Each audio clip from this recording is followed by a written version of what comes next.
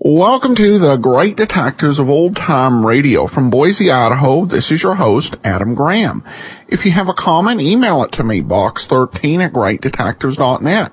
Follow us on Twitter at Radio Detectives and become one of our friends on Facebook, facebook.com/Radio Detectives. Well, before we get started, I want to encourage you to pick up your copy of my first detective story, An Ounce of Prevention. It all starts with an elementary school teacher receiving death threats, but it leads former police detective Jerry Newton, the biggest dilemma of his life. It's a great story. We mix science fiction in with a detective story. It's available for the Kindle, and the title is An Ounce of Prevention, available for 99 cents. Also, over at greatdetectives.net, my review of The History of Harry Niles, Set 6. You can read that at greatdetectives.net, and also subscribe to it through the Kindle. And you can try that out for free for 2 weeks, and you get every column whenever I post them each week. All right, well, now it's time for today's episode of The Lineup. This one is called The Fresno Break Case. Ladies and gentlemen, we take you now by transcription behind the scenes of a police headquarters in a great American city, where under the cold, glaring lights will pass before us the innocent, the vagrant, the thief, the murderer. This is The Lineup.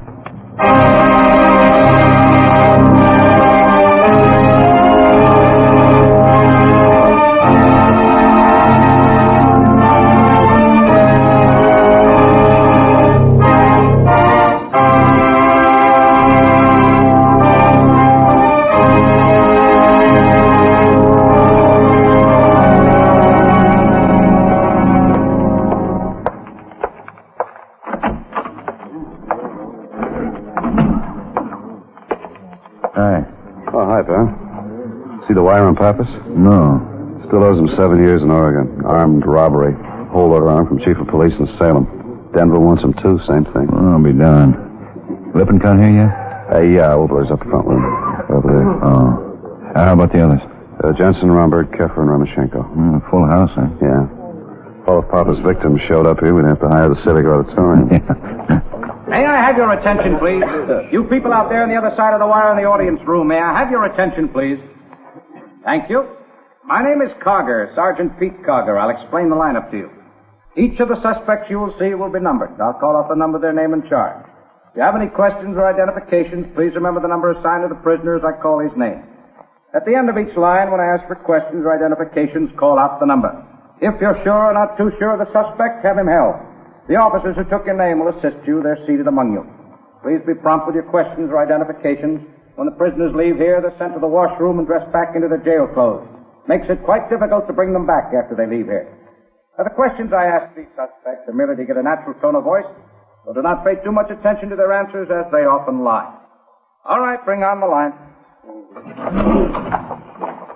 Okay, move it right along, boys. All the way to the end of the Who's street. hold it? What's that I tried? Yeah, that's New good. kind of filter. Now turn and face the front. You got a match? Yeah. Keep your hands out of your pockets. Keep your eyes straight ahead. When I call Yeah, out Ben. your number, step up to the white Thanks. circle in the center of the stage. It's a big room out there, so talk right up when I ask you questions. All right, number 1, Andrew Damon, Grand Theft Merchandise. Right out in the circle, Andrew. Tell us where you live. Jackson Heights, The street address, Andrew. 320 South Kilburn. Any weapons on you when you were picked up? No weapons. What's your profession? Salesman. Look right out through the screen, Andrew. That's it. Now, what do you sell? Food. Frozen food in deep freezers. How long you been selling food in deep freezers? About 6 months. Anyone with you when you were arrested? No. You own a car? No. Those are clothes you were wearing when you were booked? Yeah. Take off the coat, Andrew. Take off the coat. Okay, put it back on. Step over to the side then. Number 2, Bernard Clark, burglary. Oh, yes, sir. What's your address? 65 Galapagos Street, apartment 10. What do you do for a living, Bernard? Oh, anything. Shovel work sometimes. I dig. You know a man named Frank Krieger? Oh, yeah, I know Frank. I've known him for a long time. Turn around. See him in the line anywhere? Oh, yeah, that's him right back there. It's number 7. How about David Junta? You know him? Oh, sure, yeah. You see him in the line anywhere tonight? Yeah, he's standing right there next to Frank. Why? The officer's report states that Frank Krieger and David Junta were with you at the time of arrest. How do you explain that, Bernard? Beats me, Sergeant. You know where they were, Bernard? Oh, sure. They were with the chickens. Where were the chickens, Bernard? Well, in the chicken coop. You see, I was out front in the car, and they were in back loading up a few things when the prowl car drove up. But they weren't with you. They were in the chicken coop. Well, now you got it, Sergeant. Thank you. Next, number 3, John Pappas. Armed robbery. Where do you live, John? Diver Hotel. Address? 313 Parkinson, I think. What do you do? You mean work? Yeah, what kind of work do you do? Carpenter. How long you been a carpenter, John? 6-7 years. Where do you work? I don't. Where was your last job? Arizona. As a carpenter? Yeah. Anybody with you when you were picked up? No, I was alone. There was nobody with me. Have any weapons? A gun. What kind of gun? Army 45. Have a car. No, What's funny, John? nothing. Why the grin? I was thinking of them guys in the chicken coop, I guess. Okay, John, step back. Sergeant Carger, Yeah. number 3. Okay, Pappas, not mine. That does it. See you tomorrow, Klein. Asher can follow through on Pappas. Right, sir. Up to the circle, Roger. Give us your home address. Ben. Oh, yeah, Bill. Got a minute? Sure. Get a make on Pappas? Yeah, there's enough for the district attorney now. Good. Come on. We might have a break on George Fresno. Fresno? Broadway division picked up Lawrence Sawyer half an hour ago. Parole violation. I think he'll help us to get Fresno. Well, how's that? Sawyer's got a wife and 2 kids now. He doesn't want to serve any more time.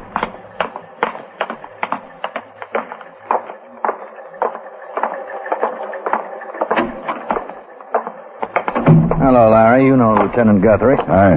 Hello, Lieutenant. Now, hand me that, Ben. Oh, yeah. Thanks. Assault, huh? Yeah.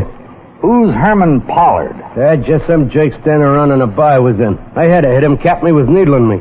You're on parole, Larry. You know you weren't supposed to be in a bar, don't you? Well, I worked till almost 9 tonight. I stopped in there for beer, and this Raymond, whatever his name is, started needling me, so I popped him, and they picked me up. And you broke parole. I've been out 2 years now. I kept my nose clean. Ask my parole officer. Ask the guy I'm working for. We will. You said something about George Fresno to Captain Hines at Broadway Division, Larry. That's right. Well, Do I get a break? what about George Fresno?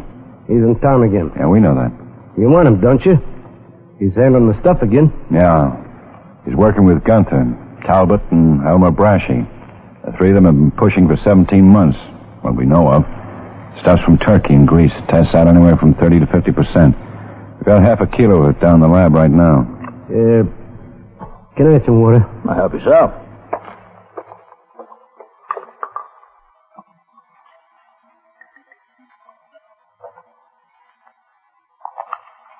Sure try. There. Look, I don't want to serve 2 more years for popping some guy in a bar. I did 11 out of my 13. 2 more years would break me up. Now, do I get a chance? We'll talk about that later on. I'll go on with this.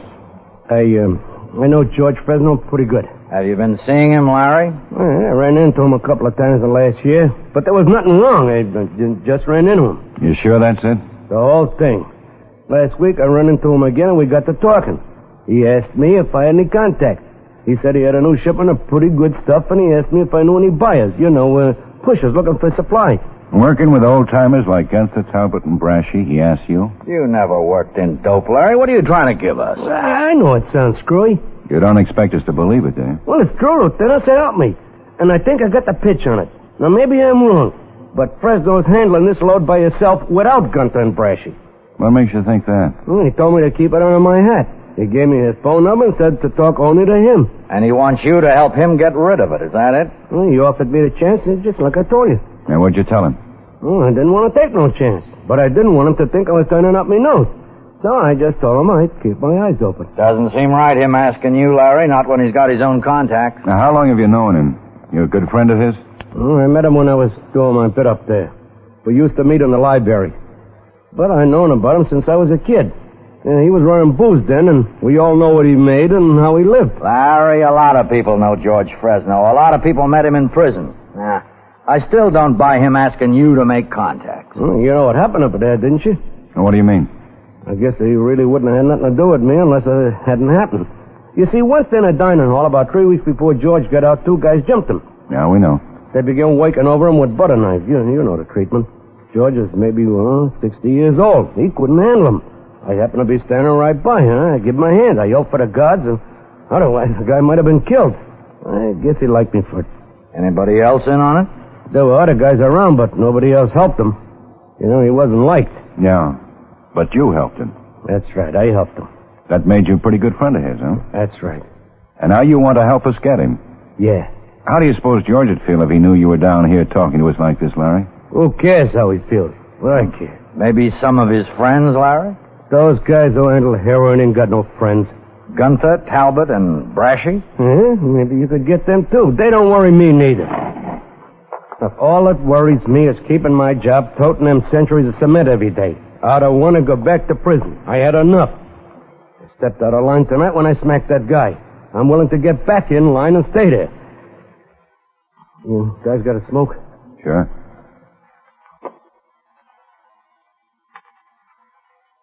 Thanks. Now, George asked me for a contact to unload some of the stuff. He wouldn't ask everybody, you know that. A plant working for you would help a lot. George is a smart operator, and it might take a long time for you to get somebody in there.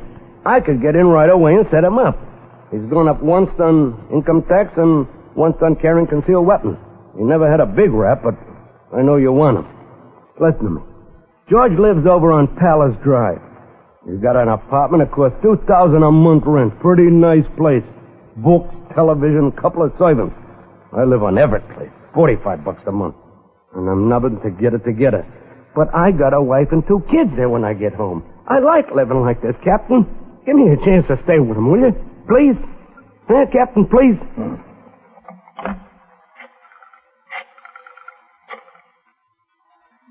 Harry? This is Waldo. I want a package on Lawrence Sawyer. Yeah, everything. Check the parole office. That's right away. Yeah, bye. If you're clean enough, we'll give you a break, Larry. Okay, Ben? Come on. Where? What happens now? You're still under arrest for assault, Larry. We'll book you in for the night.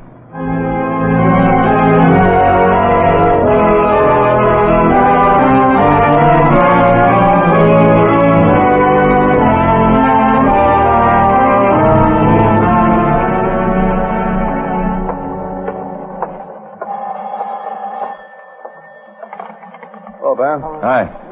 Everybody's in your office. Okay, you can get Sawyer up. Right.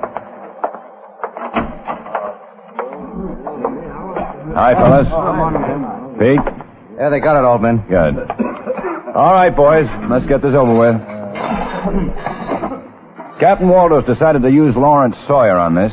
Sawyer's convinced us that he has the confidence of George Fresno and can be useful in making the arrest. Sawyer's willing to do anything we ask him. Now, all of you men have been pulled off your current assignments to concentrate on this case. Looks like the first break we've had in trying to get Fresno. You'll do nothing but work on this until it's completed. What are the teams, Pete? Asher and Quine, Crockett and Murphy, Ollinger and Costello, Vickers and Manning. Okay. Now, 2 of you will be with Sawyer 24 hours a day. He's going to be in danger right away. We don't want him to get hurt, and we don't want any of you to get hurt. What about Sawyer's place, man? Well, he's given us permission to tap his telephone line. Technical will have 2 men at his home all the time. We don't have to worry about that part of it. 2 others will be at the cement works. The district attorney drew up these sheets, Pete. Yep. 4 charges we might be able to get Fresno on. Importing, concealing, selling, or transporting. To make any of these charges stick, we have to arrest him with the goods on his person. Now remember that. No arrest, no action on our part until George Fresno's got something on his person. Now that may happen tomorrow, May happen a year from tomorrow. But we're going to stop him this time. Okay, Ben? Yeah? All right, Larry. This is Lawrence Sawyer. Some of you know him, some of you don't. How do you feel, Larry? Okay, Lieutenant? Okay, sit down. Yeah? Yeah, right there. Oh, okay. Okay, Larry. You have an outside line. Yeah.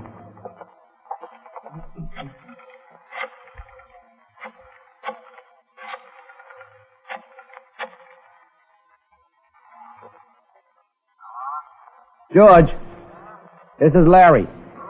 Larry Sawyer. I've been thinking about that, you know what we talked about last week? How about having a drink, George, and talking about it? Okay, George, I'll be there. So long. I'm going to meet her for a drink this afternoon at Amos's Bar and Grill. That's on 17th, right below Grant. Asher, Klein? Yeah, Ben? You be there, too.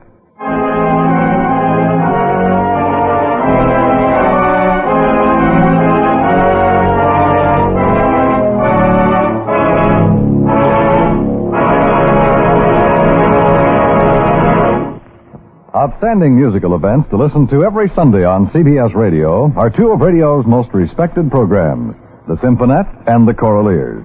Sundays in the daytime, it's the Symphonette, bringing you light popular classics, and in the evening, it's the Choraleers, singing the songs of the barbershop quartets and men's choruses of bygone years. For truly fine music, listen for both these familiar programs, Sundays on most of these same stations.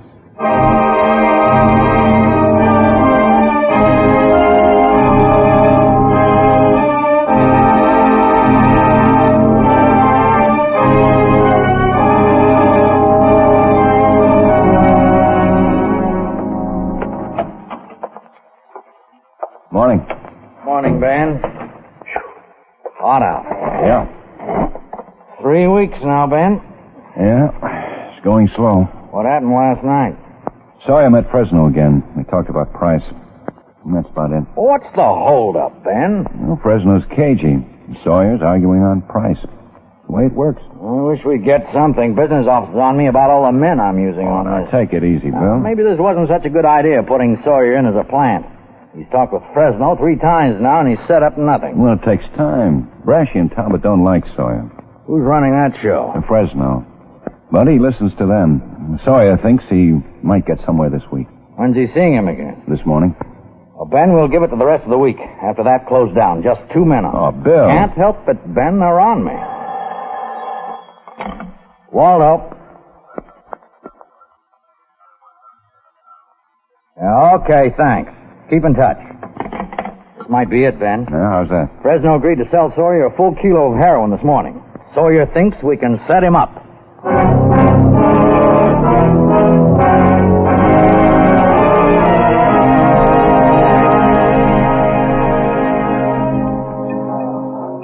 Hey, you ready for another one, boys? No, thanks. Oh? What's the matter? Something wrong with it? Oh, it's okay. Just taking our time. Okay. I'd like to. Yeah. There he is. Yeah. Hello, Lieutenant. Sergeant. Hi, Larry. Sit down. What'll you have? Beer. Here. Drink mine. Thanks.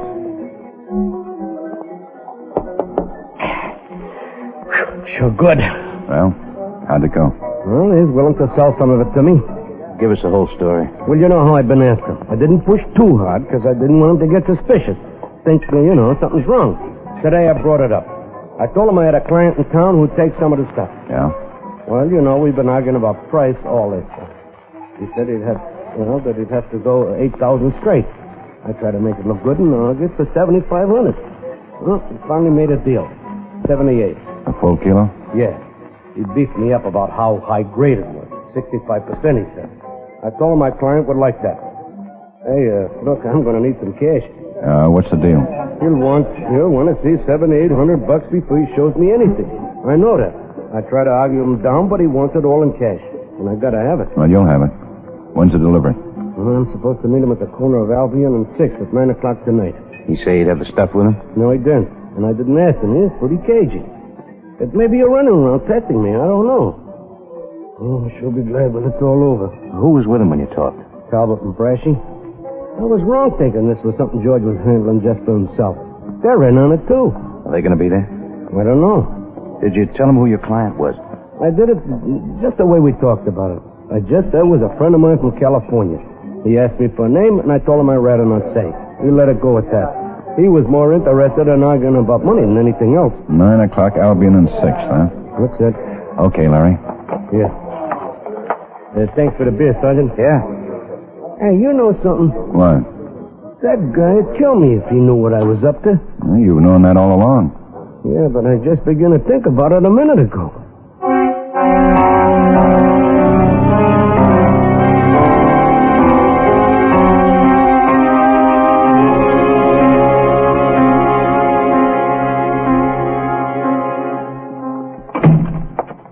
You look it over? Yep. Doesn't look like too much of a problem, Ben. Straight intersection, filling station on one corner, apartment house across the street. Another on the opposite corner, and a vacant lot. Yeah, what about the apartment? Well, we checked around as much as we dared to. Didn't find anything. Brashy lives over in Pershing Heights. Talbot's got a hotel room in the Dayton.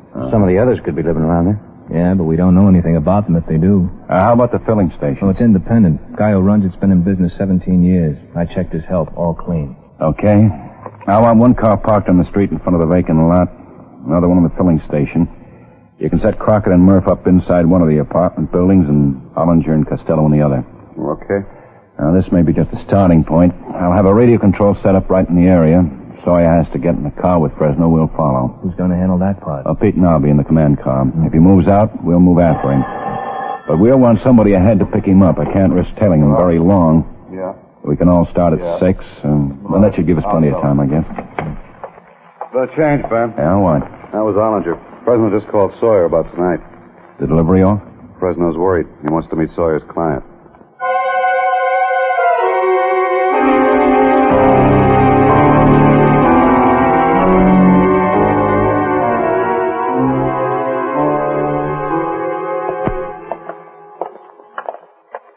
I don't know about this, Lieutenant. It's the only thing we can do.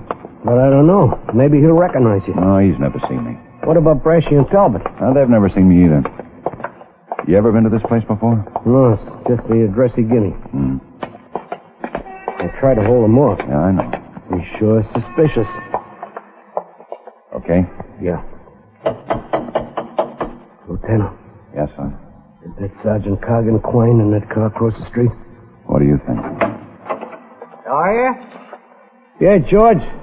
This is my friend, Paul Younger. Hi. Come on in. Thanks. In here. Yeah. I get you boys a drink? Yeah, sure. Bourbon be all right? Fine. How about you? Okay, George.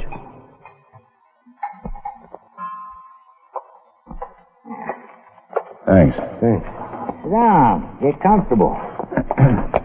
How long you been in town, Younger? 3 weeks. Los Angeles? Santa Cruz. Where you staying? Friends? Anybody I'd know? I didn't ask him. Look, Sawyer, you said this was all set up. What's the shakedown? Well, he just wanted to meet you, Paul, that's all. Yeah, I gotta be careful. So do I. Do I get delivery tonight? No. Okay. That does it. I gotta catch a plane. Hey, wait a minute, Paul. Wait for him. I can buy elsewhere. I don't have to go through this kind of thing. I don't know you from Adam. Well, that's the way I like it, Fresno. How long you been in business? You're too nosy for me. And Sawyer came up with a proposition that he could put me next to some 65% stuff. I like the idea. I can use it. I'm willing to pay the dough. But not this kind of thing. If you want to do business, we do it right now. No more questions, no more stalling. What do you say, Fresno? You, got the money? Show him. Yeah. This is it, George. I'll take half right now. You can give me the rest when the stuff's delivered. Paul? What'll that be? Less than an hour. What do you say, Paul? Well, give him 2,000.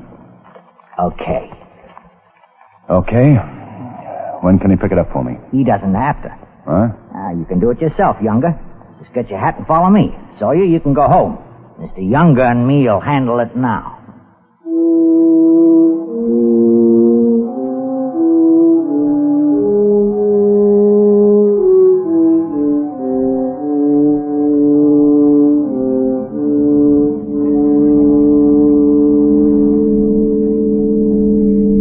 Larry's a nice boy, Mr. Younger. Always been good to me. Yeah. He says you're all right. Well, I think you're all right. That's the way I feel about him. Mm-hmm. No hard feelings about me asking to meet you. No. Yeah, Larry's a nice boy. I gotta be careful, though. Boy, everybody does, you know. Mm-hmm. Where are we going? Oh, not far. Just a few more blocks. You know, it must be nice around Santa Cruz this time of year. Yeah. Ever do any fishing? Some. Go down to Mexico, mostly. Yellowtail. Yeah, it's nice fish. Are we here? Just being careful. Come on. Can't ever tell who's out looking around. Yeah. Well, what now? Don't get excited. This won't take long. Yeah, here we go. Hi. Hi, Madge. Hey, Madge, this is Mr. Younger from California. Oh. Oh. Yeah, go ahead. Get in. That's it. Madge helps me out on these things, Mr. Younger. Yeah. Where to, George? Oh, just drive around, Madge. Are we going to make a pickup or aren't we? What is this? We'll make a pickup. Got the rest of that money? Yeah. And I'm keeping it until I see some action. I want half before I deliver. Well, you got 2. That's it, Fresno. Hey, who'd you buy from before? I had some people. Chinese stuff? Okay, Younger. What? Madge? Yeah. Hey, what is this? Relax. You wait here. I'll be back in a minute. A funny guy. Is he? Where's he going? My apartment. What for? Weren't you talking about a delivery? Yeah. Is that the way it works? Just wait for George. Okay. Want one? No, thanks. What are you doing? I think I'll stretch for a minute. What? I get cramped up. Here he comes. He won't be cramped long. Yeah. Hey, what's this? You going someplace? I'm just stretching. You better get back in the car. Is this it? Yeah. 65%. I guarantee it. Well, I'll take it right here. Wait a minute. What about my dough? No dough on this one, George. Huh? I'm a police officer. Hey, don't move your hands. Madge, keep your hands on the wheel in there. No. Sit down on the ground, George. Now, look. I got a lot of money. 20,000, 30,000. Sit down. Oh, don't hand me over. It'll be my last trip. I only got a few more years. Okay, Ben? Yeah. Sergeant Quine, George. I'll take care of him, too. Don't hand me over, Let's please. see about her. Yeah. Okay, Miss Outside. Okay? Okay, Pete. It was all a setup, wasn't it? Come on, George. This is Sergeant Cargan. Brashy and Talbot followed out from the other place, Ben. We picked them up 2 blocks back. Couldn't tell what was up. Yeah, here. $7,800 worth. Look, what good does it do to get me? I'm an old man. I'm washed up anyhow. It'll stop this. I'll die there. Yeah? You probably will, George. Let's go.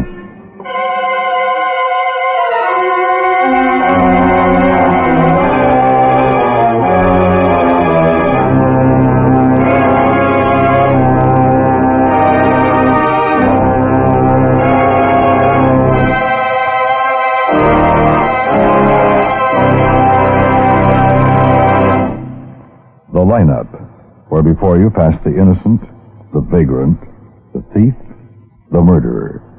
Listen again next week when we again bring you The Lineup. May I have your attention, please? You people out there on the other side of the wire in the audience room, may I have your attention, please? Thank you. My name is Cogger, Sergeant Pete Cogger. I'll explain the lineup to you. Each of the suspects you will see will be numbered. I'll call out the number, their name, and charge.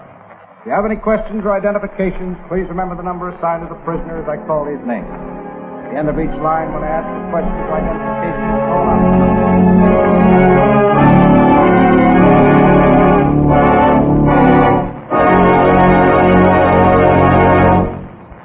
The Lineup, starring Bill Johnstone as Lieutenant Ben Guthrie, with Jack Moyles as Sergeant Pete Carger, was written by E. Jack Newman with music by Eddie Dunsteady.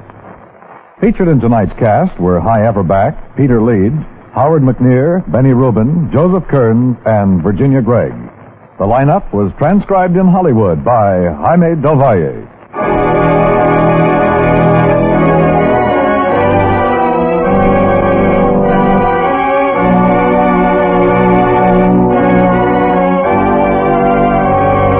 Sunday nights, hear Lionel Barrymore, host, narrator, and frequent star of the distinguished dramatic series.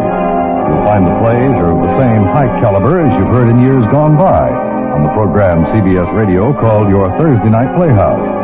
This year, with Lionel Barrymore as host-narrator, it's your Sunday Night Playhouse on most of these same CBS radio stations every week. Dan Coverly speaking. This is the CBS Radio Network.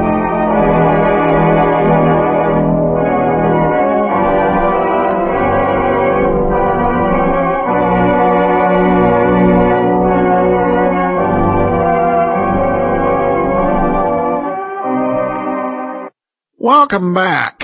Sometimes I don't think I'm quite fair to the lineup because I'm so often tempted to compare it to Dragnet. On the other hand, the lineup was really written in response to Dragnet, so I think it's a fair comparison. We're less than a year away from getting Dragnet here on the Great Detectives of Old Time Radio. And there is a difference, and I think this case really does illustrate it. We've got a good story and some solid twist, but Dragnet has done basically a similar story multiple times. And usually it ended up doing it better. And I think the big difference here was the lineup told realistic stories, while Dragnet told more or less real stories. The difference is the story that we heard on the lineup was completely plausible. It was down to earth. It wasn't anyone playing super cop or anything that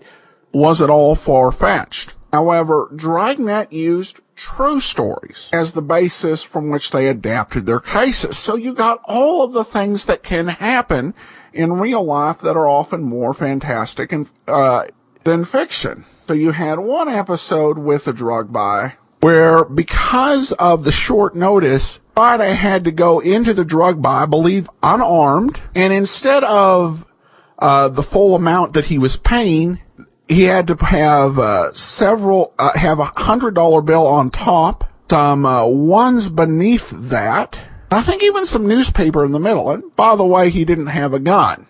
Here, everything seemed to go a little bit too smooth, which doesn't allow the tension to build properly. I also have to say I'm wondering where the lineup is set. The lineup TV show was actually syndicated as San Francisco Beat and was set in San Francisco. The radio show has always said it was in some great American city, but never quite said where. But they referenced basically a friend from California suggesting California is out of state. And with all the clues that the lineup was set somewhere in the West, you wonder where exactly it's supposed to be set at this point. That's all for this week. We will see you back here on Monday. Yours truly, Johnny Dollar, begins. And Saturday we'll be back with another episode of the lineup. In the meantime, send your comments to box13@greatdetectives.net. Follow us on Twitter at Radio Detectives and become one of our friends on Facebook. Facebook.com/Radio Detectives. From Boise, Idaho, this is your host, Adam Graham, signing off.